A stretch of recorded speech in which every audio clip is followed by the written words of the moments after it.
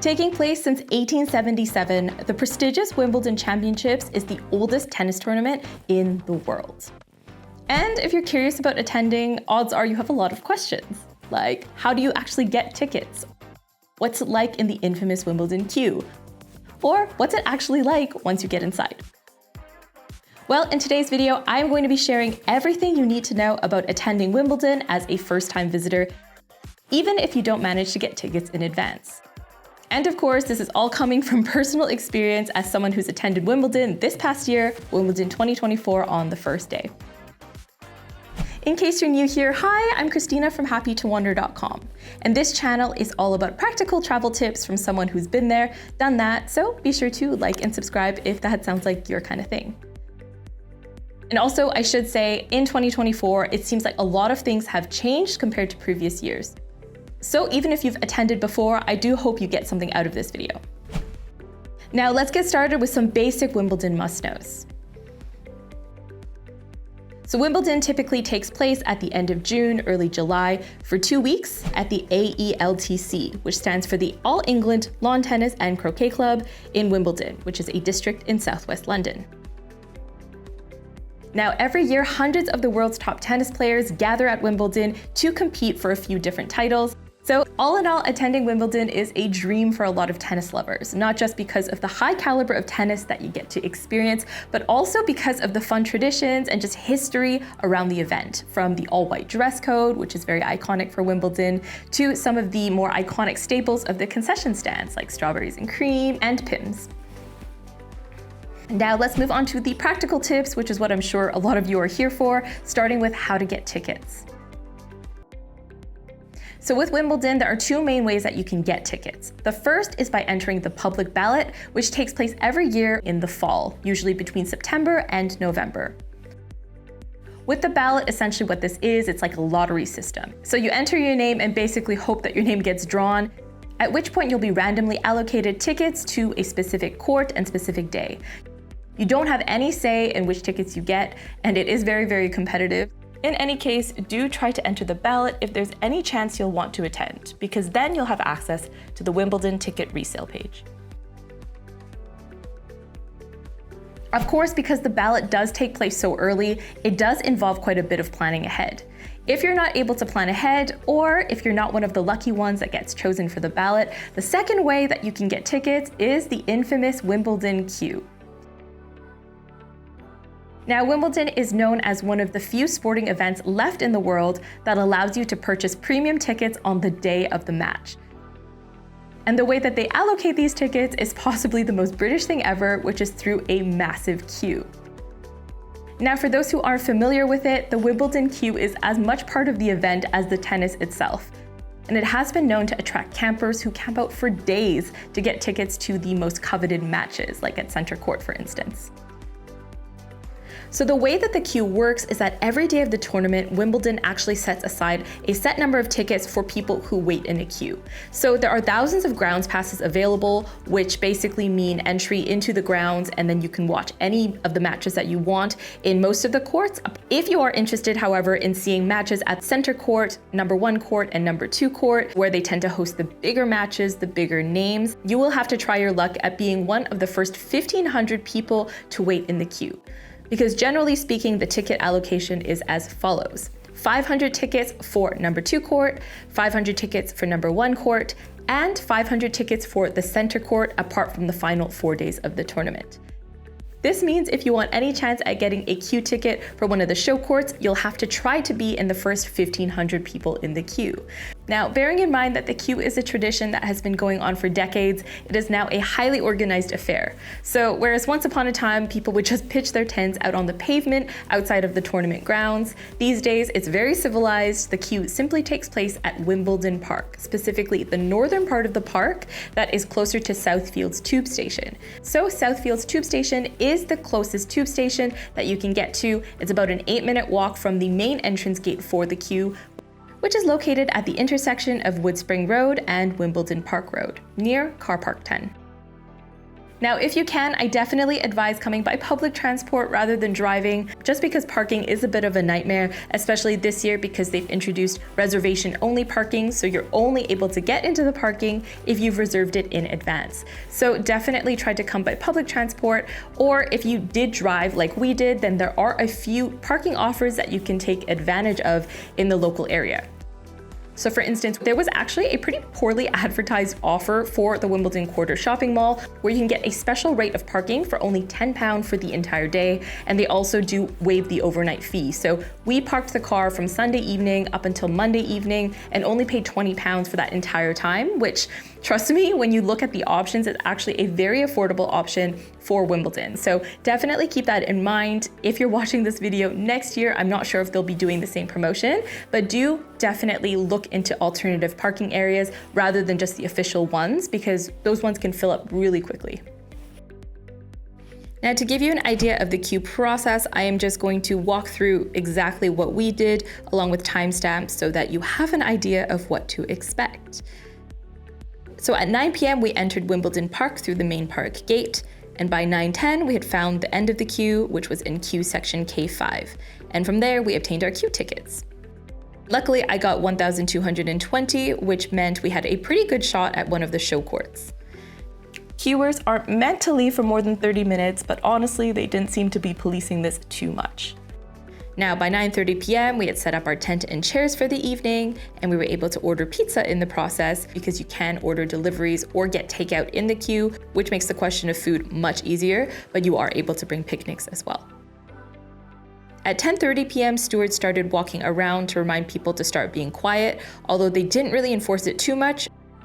By 11:45, we tried to go to sleep, but to be honest with you, it was quite tough, given that a lot of people were arriving, and so if you didn't have earplugs or noise-canceling headphones, you really wouldn't be able to sleep too well. At 5:10 a.m., we got our wake-up call from the stewards and started to pack things up. Around 5:30 a.m. is when they opened the left luggage A office, and I really would recommend that you head there straight away just because there is a risk that they run out of space. Luckily, they didn't for us, but we made our way at 6:30 a.m. and by then they were already going to people at the end of the queue saying that they were likely to run out of space. But stubbornly, we persisted and it was all good. By 7:07, we reached the front of luggage drop A, deposited our bags, and then returned to our spot in the queue. So at 7:18 a.m., the queue started to move, and it was kind of a stop-start situation, so we would move a few paces ahead and then stop again.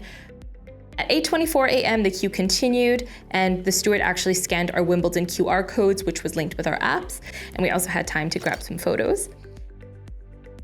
And then at 8:34 a.m., this is when stewards came through with wristbands. So I believe the wristbands are exclusively for the people who are in the first 1,500, and essentially this is like a guarantee that you're going to get a show court ticket. So I think they have 500 wristbands for center court, 500 for number 1 court, and 500 for number 2 court. You of course can choose which wristband you'd like, but once they run out of any of them, then you take what you can get. So in our case, by the time it made its way to us, there were no more center court or number 1 court wristbands. So we got number 2 court wristbands. The one that I had was number 201. And then another steward came by and hole punched our queue ticket, which I assume was to invalidate it. So by 9:38 a.m., we were able to enter the ticket purchase area, which is where we got our number 2 court tickets, and then they snipped our wristbands, again, I assume to invalidate it, and by 9:46 a.m., we were in the queue village. Now this is a pretty cool area that they've set up, I guess, for queue holders to kind of get some refreshments. There's a big screen where you can watch the tournament. There's also a lot of freebies as well from sponsors. So I ran around getting pretty much all the freebies, which was very fun. And by 10:45 a.m., we were able to enter the actual Wimbledon grounds, passing through a bag check before entering, of course. And by 11:01 a.m., we had entered number 2 court, ready for the first match of the day. Overall, the queue is a really lovely and communal experience. It really seems like everyone's in it together. And thanks to the queue number system, nobody turns against each other in any way. The toilets were clean. It really went as smoothly as I could have imagined. And if anything, my only regret was I didn't come earlier to enjoy more of the camping experience. By the way, there is a great X account called View from the Queue that retweets people when they join the queue with the time that they arrived, as well as their queue number. So definitely worth checking out if you want to scope out the situation for your particular day. Those with cash to splash can also opt for pricey hospitality packages that include tickets as well as food and other perks. Or UK residents can even look into debentures, which guarantee premium seats in center or number 1 court every day of the tournament for a 5-year period. You can learn more about these other options in my full Wimbledon written guide. All right, so assuming you have tickets, let's move on to some tips for once you arrive at the grounds. Now, the first thing is to get a lay of the land. The layout of the grounds is quite extensive, actually. With 18 courts, it is pretty big, so there's a lot to check out. A main distinction in terms of courts, though, is whether they have reserved or unreserved seating. At Wimbledon, the main show courts, meaning center court, number 1 court, and number 2 court, all have reserved seating, meaning you do need a ticket to enter and watch. Courts 3 to 18, however, have unreserved seating, meaning seating is on a first-come, first-served basis, with some even offering standing room. So anyone with a ticket, whether that's a grounds pass or a seated ticket, has access to courts 3 to 18, with space going to those who get there first. It is worth noting, though, that courts 12 and 18 are also considered show courts, with 12 offering a unique view over the grounds, so long queues can be expected for these. That said, we had a lot of fun watching matches on the smaller courts, so it's nice to mix things up. To help decide where to go on the day of, do keep an eye out for the order of play, which is released usually the evening before. This will inform you of which players are playing on which court and in what order. A very helpful resource for this is, of course, the official Wimbledon app, where you can even favorite players to keep tabs on where they'll be. Downloading this app is a must, so be sure to do it in advance. And in addition to the courts themselves, there are of course a lot of different pavilions, like the iconic hill, either Henman Hill or Murray Mount, depending on your persuasion. And there's also a lot of sponsor pavilions offering really fun experiences, from free sunglass cleaning and free massage chairs to interactive games, and even areas you could get personalized Ralph Lauren polos and things like that. So there's really a lot to explore and a lot of food options as well. Now, one of the great things about Wimbledon is you are actually allowed to bring in your own food and drink, which is really great, not just for saving a bit of money, but also for saving time, because the queue for these food vendors can often be super long. So I would definitely recommend bringing some of your own food and drink. And the cool thing is you can even bring your own booze. They do limit the amount you can bring in. I believe it's 1 bottle of champagne or wine per person, or 2 beers or 2 cans of aperitifs, but you are not allowed to bring in spirits or anything like that. So definitely take advantage of the fact that you're allowed to bring things in, just because once you're in, prices go up a ton. So if you want any little snacks, be sure to bring them in yourself. And also make sure you're bringing in a refillable water bottle, because there's free refill stations all around the tournament. Now, in terms of food, if you want something more than just the own snacks and drinks that you bring, there are a ton of options ranging from sit-down restaurants to quick service type things. 2 iconic Wimbledon staples to keep an eye out for, though, include strawberries and cream, of course, probably the most famous dessert at Wimbledon and just, a symbol of the Great British Summertime, as well as Pimm's, or Pimm's Cups, which is basically a cocktail that you make out of Pimm's, which is a gin-based liqueur, and that is mixed with lemonade, but like British lemonade, which actually means Sprite or 7-Up, very confusing. And they top it up with fruit, and it's very refreshing, very delicious. You'll see loads of people drinking it, so be sure to partake. When it comes to your cups, though, be sure to keep them and trade them back in, as you do pay a £1 deposit for them. Another thing to be mindful of if it's your first Wimbledon is spectator etiquette. Tennis is a very civilized sport, so of course there's etiquette rules to abide by. Beyond basic ones like keeping your voice down, your phone on silent, and not taking photos with flash, spectators are asked to never cheer during rallies, and reserve cheers and claps for after a point has been won. You are also not allowed to come and go as you please. Instead, leaving or returning to your seat is restricted to between matches or after every other game, when players are changing ends. Now, a new change for 2024 to be mindful of is they actually have really switched up the way that they do the resale queue. So long story short, at Wimbledon, something they've traditionally done is they allow ticket holders for any of the show courts to basically scan and return their tickets once they leave, and then they'll resell those tickets for charity at a discounted price. So I think £15 for center court and £10 for number 1 and 2 court tickets. Now, this usually takes place after 3 p.m., but in the past, what people would do is they'd go and they queue just to secure one of these resale tickets. In 2024, however, they have introduced something called a virtual queue. So the way that works is you actually go to the ticket resale office, which is located above court 18, and then they scan the QR code on your Wimbledon app, and then they enter you into a virtual queue. What that means is when a ticket becomes available for the court that you specify, they'll send you a notification, and then you'll have 20 minutes to go buy your ticket. Now, this is a really good thing to know in advance because unfortunately we did not find out about the virtual queue until very late in the evening. So we still went and tried our luck, but by then obviously there wasn't going to be a huge likelihood that we get center court tickets. So if I were to do it again, I would make sure, especially if I had a grounds pass, to just head straight to the ticket resale office and join the virtual queue. That way you can really maximize your chance at getting resale tickets for center court or number 1 and 2 court.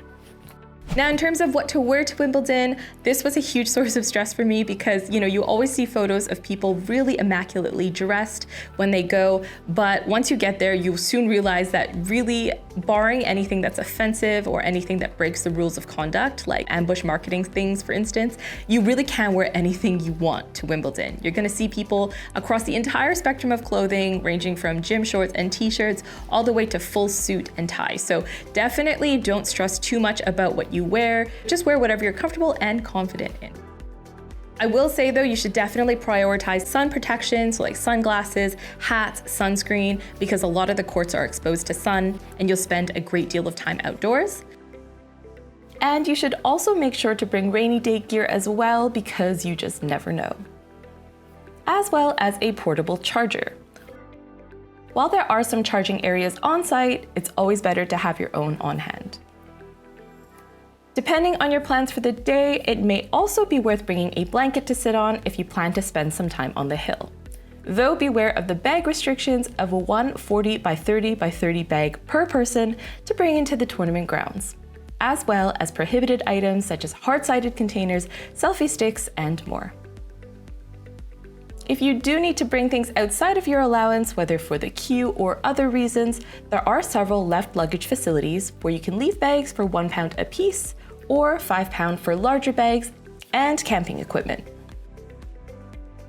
It may be a good idea, of course, to also bring any cards with you that show your connection to main sponsors. Amex card holders, for instance, got some free radios and lounge access, while Barclays card members got free ice cream in the Queue Village. Finally, be prepared for crowds and a long commute home. Wimbledon is a busy event, so leaving is bound to be a bit of a mess. If you're really hoping to get a seat on the tube, it may be a good idea to walk to a station farther along the line, like Wimbledon Park or Wimbledon Station. Or you can even consider taking the train the opposite way to the end station and then back to your final destination to maximize your chance at getting a seat. All right, thank you so much again for watching. Be sure to leave any more Wimbledon tips in the comments to help out your fellow Wimbledon goers, attendees. Yeah. And I'll see you guys next week. Bye.